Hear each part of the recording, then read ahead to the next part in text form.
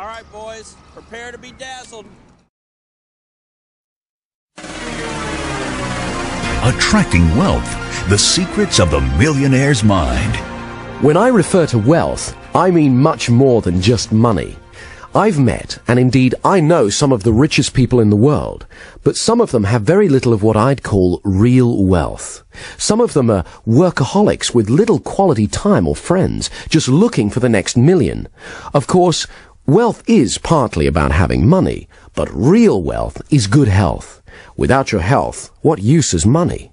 Real wealth to me is having good friends you can share intimate and pleasurable experiences with, laugh with, who stimulate and fascinate you. Real wealth is feeling happy most of the time. Real wealth is a sense of knowing you're contributing something to the world, that your life is worthwhile. After all, you are unique. Nobody can do things exactly the way you do them. Everyone has special skills they bring to the world, and the fulfillment of that is a wealthy feeling. First of all, I'd like to start by dispelling some myths about money, by perhaps challenging some of your views about money, because before you can truly become richer in the physical world, you're going to have to become richer in yourself. Stop for a moment and ask, what would having more money give you that you don't already have? Whenever I ask this question, most people have ideas come to mind like freedom, security, or power. The good news is, these are states, and it's easy to create them. But wealth is relative. When some people become millionaires, 100 million then seems like a lot, and 1 million doesn't. People who think like this can never have enough money. In a sense, they always feel poor inside.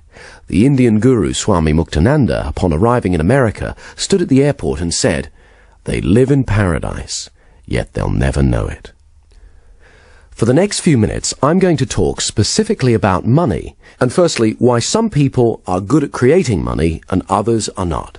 Many researchers have found the distinction is predominantly in the way that we think. I don't mean intelligence, but thought patterns. Some people have what I call a poverty consciousness. Deep down at an unconscious level, they just don't believe they're worthy of wealth. Or they fill their heads with thoughts about why they're poor, or why life isn't fair, why others have so much more than them. If you've got thought patterns like that, we're going to change them, because this part of the positivity system will help you reprogram yourself so you automatically begin to think more like a millionaire.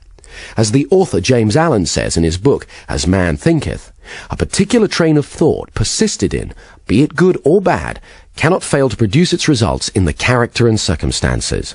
A man cannot directly choose his circumstances, but he can choose his thoughts, and so, indirectly, yet surely, shape his circumstances. Research has shown that a massive proportion of those who suddenly get enormous sums of money, for example from lotteries or inheritance, are great at losing it all very quickly. 80% are actually worse off financially just 2 years later. That's because inside they still feel poor, and the mind has to prove itself right. It can't deviate from its self-image. So if deep down you think of yourself as poor, or if you constantly fear poverty, that's usually what you'll get. In the words of Jim Rohn, if someone hands you $1 million, best you become a millionaire or you won't get to keep the money. You need to have the self-image of someone who deserves great wealth.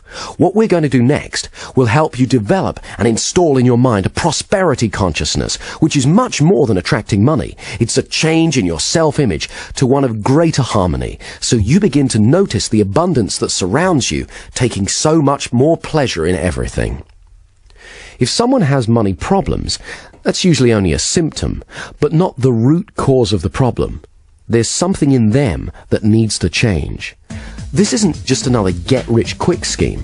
The positivity system helps you change your fundamental attitudes towards wealth. As the saying goes, give a man a fish, he eats for a day.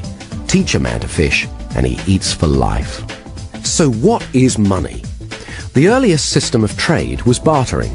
Eventually, coins were used to represent the value of things. They were the first IOUs. Then came paper money.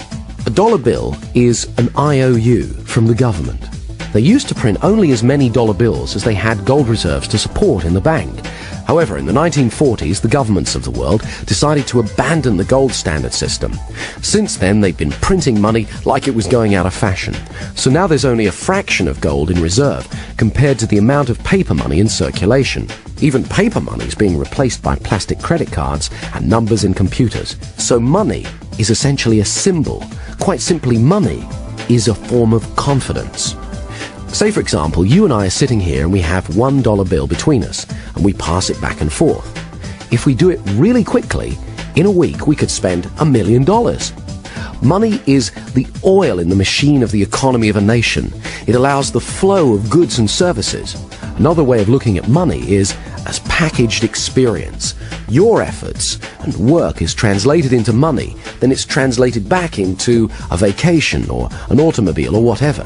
However, some people view money as a commodity, wishing to acquire money for money's sake. These people often fear not having enough money, so they hoard as much as they can. This slows down the economy of a country, just as it's harder for an engine to work without enough oil.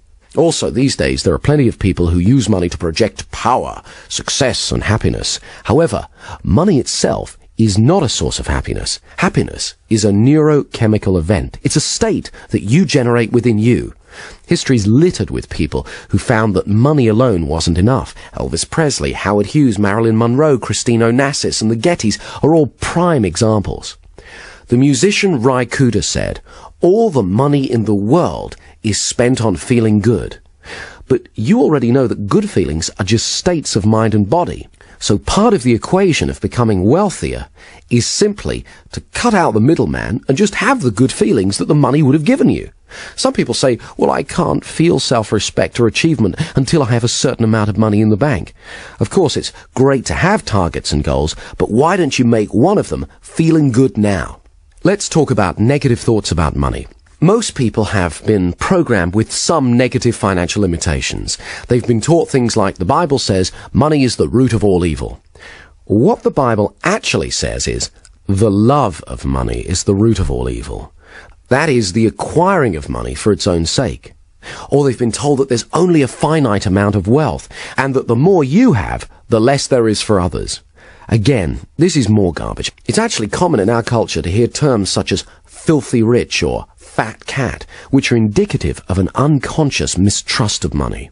Our unconscious beliefs about money affect how much we're able to create. If, say, you believe money is bad in some way, you'll unconsciously sabotage your attempts to create more money in your life. For example, some artists believe that they cannot have commercial success because that compromises their artistic integrity. Other people believe that you can't be a good person unless you're always helping others, even if it's to your own detriment. But as Abraham Lincoln said, you can't help the poor by being one of them. Some people stay poor because it's safe. It's what they know. But it's not what they're truly capable of. Quite simply, the outside world is a manifestation of our inner world. As you use the positivity system, you're going to let go of any old limited ideas you've had about money and program your mind to become more prosperous. Limited ideas about money are historically derived. During the Middle Ages, the feudal system gave wealth to a privileged few, whilst the masses were tricked into believing that poverty was their salvation. This hierarchical system of power assumes that there's only a finite amount of wealth to go round, implying a scarcity of wealth. And is like some of the corporations of today, where power is top-heavy and everyone competes for their position. In some cases, poverty was glamorized, and for many years it was actually considered a Christian virtue. Some people who grew up in the last century during the Depression, or experienced rationing of food and essentials during the Second World War, have unconscious beliefs that there just won't be enough to go round. And many of them have inadvertently passed them on to their children. One of the extremely negative attitudes about money is holding resentment towards someone else's wealth. That comes from a place of very low self-esteem, and it keeps those people stuck. It's better to wish the best for others. When it comes to money, nearly all the self-help and metaphysical books refer to something called the law of attraction. The law of attraction is a useful metaphor for synchronicity, which can be described as the appearance of meaningful coincidences or incidences of chance. For example, have you ever thought about someone, the phone rings, and it's them? Now, is that telepathy, some kind of magnetic attraction, or just coincidence? Have you ever thought about, say, getting a particular car? Then suddenly you see that type of car everywhere. Maybe you're just noticing how many of those cars were there already. Wouldn't it be good to attune your mind to notice how many opportunities there are to become wealthier? Some people believe the mind is like a magnet, that what we hold uppermost in our attention, we attract to us. In other words, we always get more of what we focus on. In music, there's something called the principle of sympathetic resonance. If you have two pianos in the same room and you hit a C note on one piano, you'll find that the C string on the other piano will start vibrating in resonance at the same rate. In the same way, you're always attracting people and circumstances that resonate with your predominant thoughts. Whether you choose to believe in the law of attraction or not, it's interesting to note that many highly successful people do. Those who focus on the positive in life and attract it to them are called lucky. I personally believe we create our own luck. That is what's meant when it says in the Bible, "A man is what he thinks about all day long." Your thoughts are an energy that are powerful and creative. I've found that most wealthy and successful people tend to employ the same simple habits and beliefs about prosperity. However, the same rule of habits and beliefs applies to poverty as well. I believe that many people help to keep themselves poor through the beliefs and habits they have towards money. They use the evidence that their lack of money has made them poor, whereas sometimes their poor behaviors in relation to money is what keeps them from experiencing abundance.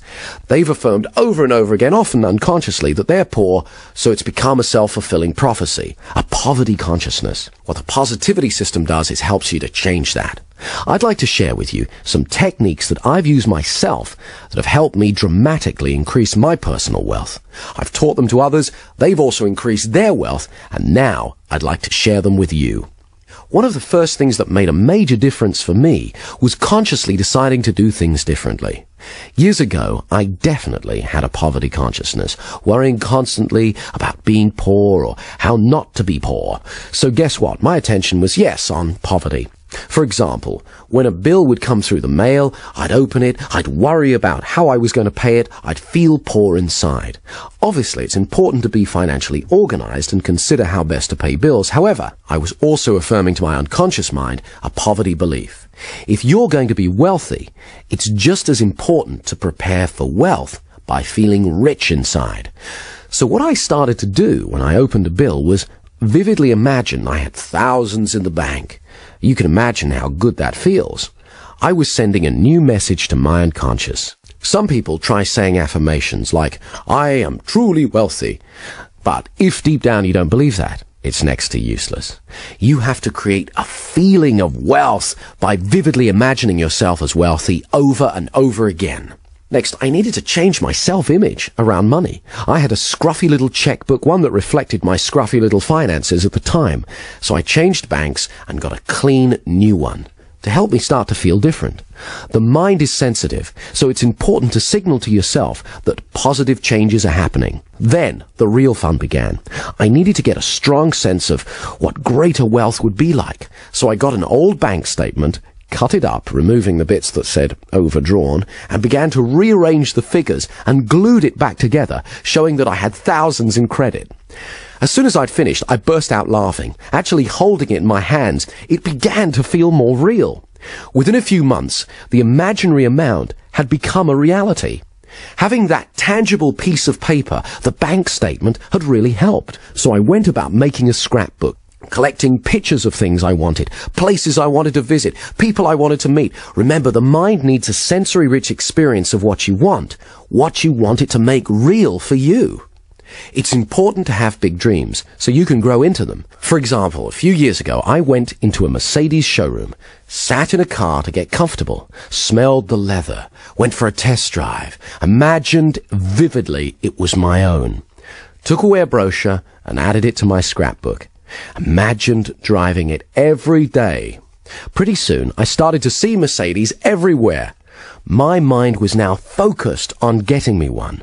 And chance favors the prepared mind. So it wasn't long before a bargain came along, and I bought my first Mercedes. As George Bernard Shaw said, "Some men see things and ask why. I dream things that never were and ask, why not?" A friend of mine got really into this type of creative visualization. He'd been practicing on visualizing parking spaces. Amazingly, it seemed to work. So he decided to go for bigger things. He'd never traveled abroad, and he really wanted to, but he didn't have the finances. So he collected together a bunch of travel brochures, cut out the pictures of all the places he wanted to go, and stuck them in his scrapbook. This is the funny part. He packed his suitcase every Sunday for a month and went to the airport. He even stood in line. He'd then come home and watch a video of a program about travelling on Concorde and look through his scrapbook at all the places he wanted to go. He really gave himself, his unconscious mind, that experience of travelling to and enjoying exotic locations. He focused on it for a month non-stop because he believed you always get more of what you focus on. Suddenly, he was called into his boss's office and asked if he would become their international correspondent. His boss explained it would mean travelling all over the world. He could hardly believe it. Most amazingly of all, when he arrived in a small village in Switzerland, he began to get a feeling of déjà vu.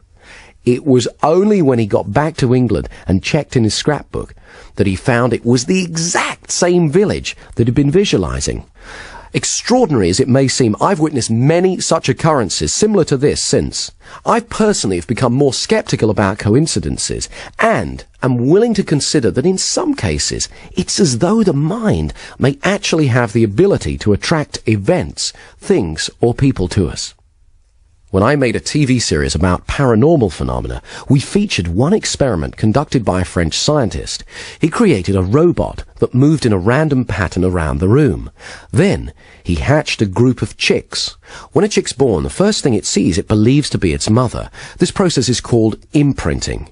The chicks imprinted on the robot as their mother.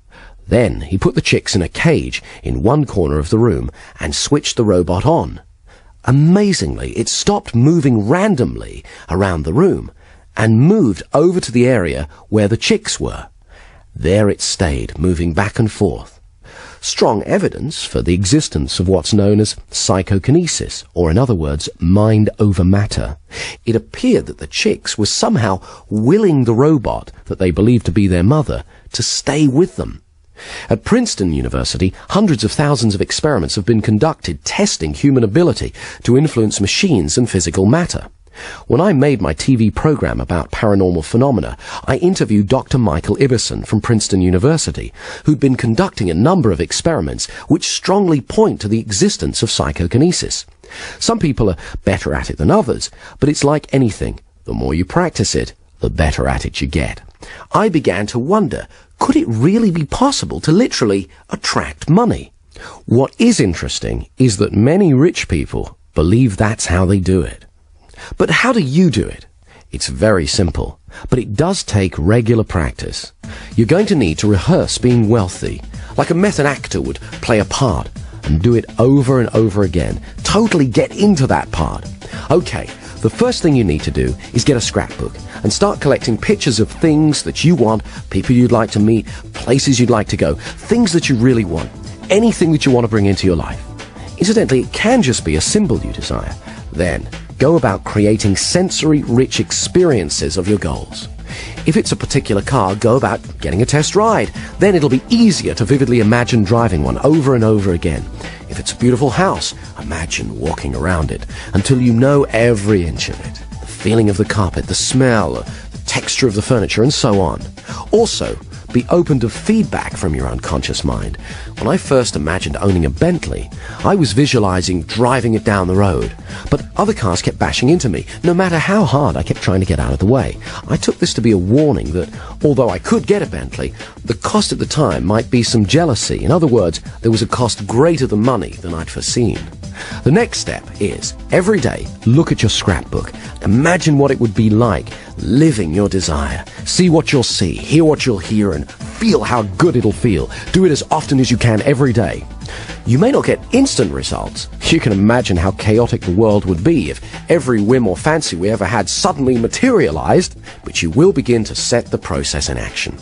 Okay, I'd like you to stop for a moment and imagine how your life would be different if you are much wealthier. How will you walk? How will you talk? How will you feel?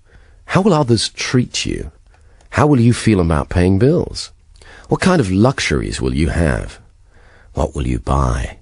How will it feel better to be earning more money? Think about this every day until you become very comfortable and used to it. Right, next, here are the 20 best ideas that I can give you on how to start increasing your wealth today. Any one of these will make a difference. As you start using more and more of them, you'll move even faster towards a wealthier life, towards the millionaire's mind. Number 1, save first, then spend what you can truly afford. Now, I know this sounds obvious, but poor people do the opposite. They spend what they earn. Often, they spend more than that and wind up affirming their poverty. You have to have a plan and stick to it. Come up with a plan to clear any outstanding debts and take steps towards reducing your debt month by month. As soon as possible, stop keeping your head above water and start laying the foundations of wealth. Some people find it helpful to write down everything they spend money on. Somehow, having it right there in front of them makes it much clearer. 2, study wealthy people. Find out what it is that they're doing and you aren't. Understand how they think and behave towards money and wealth. Do the technique we did where you choose a role model. Ask yourself, what did they do that I don't do yet? Read books and listen to audio programs on wealth. There's plenty of superb sources of wisdom on the bookshelves. 3, ask for help.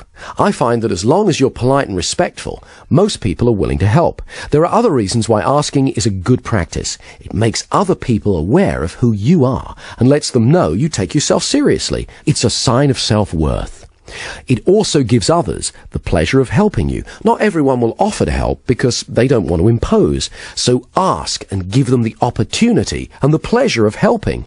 It's good for their self-worth as well. As Charles Givens, the author of Wealth Without Risk, says, if you want to learn about money, learn from somebody who has a lot of it. Many of the most successful people I know have said that they wish more people would have the courage to ask them for advice. 4, do regular visualizations. Create a sensory-rich experience of what it is that you want so your unconscious mind can get a clear idea. Also, walk around for an hour each day, imagining you have everything you want. Walk into a restaurant as though you are a multimillionaire or a famous rock star or whatever it is that turns you on. Do it like a method actor would, totally get into the part, because it conditions your mind to get used to success, and it's a lot of fun. 5, make a joy list. Think of everything you love doing. Then, regularly treat yourself. Let yourself know that you really care about yourself. How do you expect other people to treat you if you don't occasionally treat yourself? 6, continually stretch yourself. Dare to dream and think big. Push the limits. I don't mean take unnecessary risks, but most achievement involves some leaps of faith. You can either choose a life of getting by and surviving, or you can push the boundaries. That's how human beings grow, by stretching. As the saying goes, if you keep doing what you've always done, you'll just get more of what you've already got. Highly successful people are continually stretching themselves. Stretching means moving out of the comfort zone. It's easy to become complacent and get stuck. However, if you continually look for bigger challenges, then you continually grow. It's important to have big dreams so you can grow into them. As Donald Trump says, you have thousands of thoughts every day. You might as well make them big ones. 7, get comfortable with money. Carry an appropriate amount of money. Get used to having it on you. Get comfortable with it. This sends an important message to yourself. One technique I used was to practice writing out checks and paying in slips for millions of dollars until I felt comfortable doing it. Obviously, don't leave them lying around. Doing that process meant that I was able to feel comfortable paying out large sums of money and to paying in large sums of money. So I conditioned myself to become a wealthier person. Far too many people are scared by large sums of money. When you get more money, your financial pressures don't get smaller. They get bigger. But that's the fun of it, because you become a more capable person. You have to be prepared to accept the responsibility. Be ready to play the bigger game. The bigger the challenges, the bigger the rewards. Like mastering any new skill, you do it one step at a time, rehearse success over and over again, and then have it happen in the real world. Imagine what it's going to be like to be wealthier, so when it happens, it's not overwhelming. It's a pleasure. Number 8, always give more than you're paid for. That way, other people will have a feeling of value towards you. It was only as long ago as the 60s that Japanese products were generally considered cheap and tacky. The legendary corporate consultant Edwards Deming largely helped in changing that. He developed a strategy that was adopted by the Japanese that focused upon two simple but important ideas: quality control and constant improvement. Nowadays, Japan is a nation of industrial might. By changing their beliefs about what was important, they became wealthy and powerful. It's easy. Just ask yourself, how can I do it better next time? Constantly look for ways to improve. Number 9, an attitude of gratitude. Now, I know it sounds like a cliche, but it really works. An attitude of gratitude is the exact opposite of a poverty consciousness. When you start to regularly think of all the good things you have, of how fortunate you are, that sends a strong message of abundance to your unconscious mind and creates a flow of prosperity. One of the single most important things you can do is make a practice every night before you go to sleep of thinking through all the good things in your life. Your health, your friends, your opportunities, where you live in the world, and so on. And say thank you to God, to life, the universe, whatever it is that you feel most comfortable doing. A friend of mine has a great saying along these lines: today's gratitude buys you tomorrow's happiness. Of course, this also applies to people. Others love genuine gratitude, and it encourages them to help you again and again in the future. Number 10, stop seeing poverty as a problem and treat it as a challenge. Most wealthy people have to overcome it at some time in their lives. You don't have to make millions overnight. Just start making a bit more and more each day. Number 11, watch out for those old patterns of affirming poverty. For example, don't steal paper clips from the office. Anyone who's truly wealthy wouldn't need to. Feel good about paying bills. They're from people who believe that you can pay. They're more symbols or affirmations of wealth. Number 12, stop wasting time on unimportant things. Figure out what's most important to you and prioritize your life accordingly. I used to get caught with this one. Let's say your time's worth $100 an hour. Spending 2 hours calling round trying to get a lower price on something of $50 is bad money and time management. Number 13, write down good ideas as soon as they come to you. Very few people actually bother to do this. Keep a pen and paper handy or a pocket tape recorder. That way you won't be discarding your genius. Sometimes one idea could make you $1 million. For example, if you ever had an idea for a product or service, a few months later you see it being marketed by someone else. What's the difference between you and them? They took action. They made a note of their idea and then they went out and did something about it. 14. Regularly practice the positivity techniques. For most people, opportunities to become wealthier present themselves every day without being leapt upon or even noticed. By practicing the techniques again and again, you're conditioning yourself to focus on wealth. Financial success is simply a matter of holding certain beliefs and religiously practicing certain actions consistently. Very few multimillionaires get to be rich by accident. They do it by certain ways of thinking and behaving in the world. Now it's your turn. 15. Make sure you pay yourself. Now, this may sound obvious, but you'd be surprised how many people pay everyone else and don't get around to paying themselves. They fear there won't be enough to go round, and by leaving themselves to last, there isn't.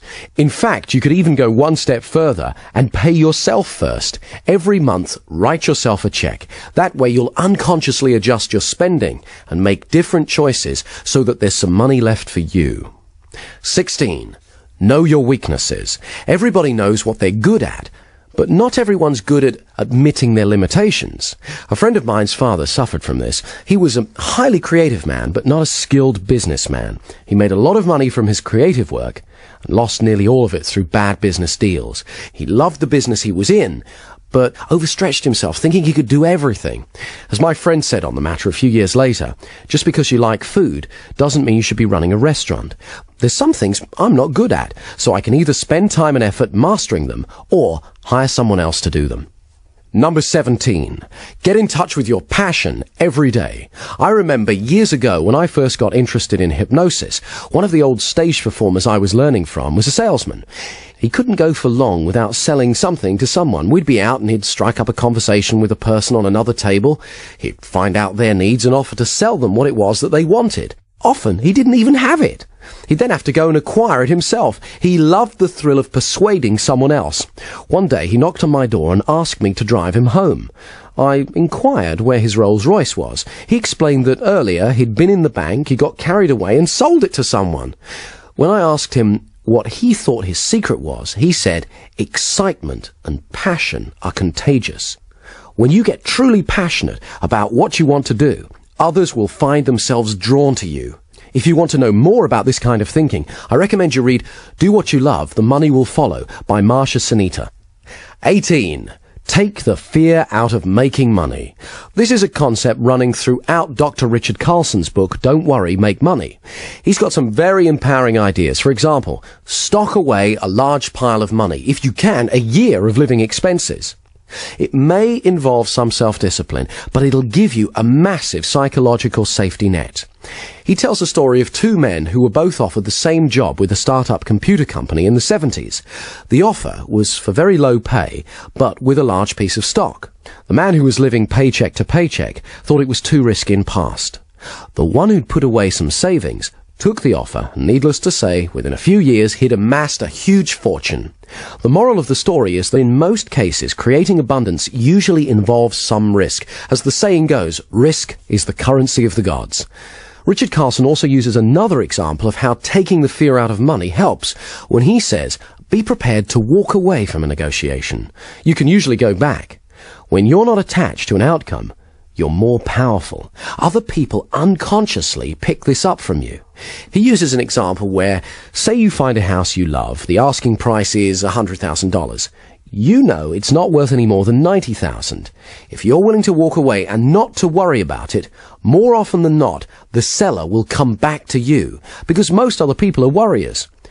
He won't want to turn down a certain thing, your offer, for an uncertain thing. He'll probably make you a counter-offer, but when he senses you're not a worrier and happy to walk away, it'll be far lower than if he sensed you had fear. Number 19. Charge what you're truly worth.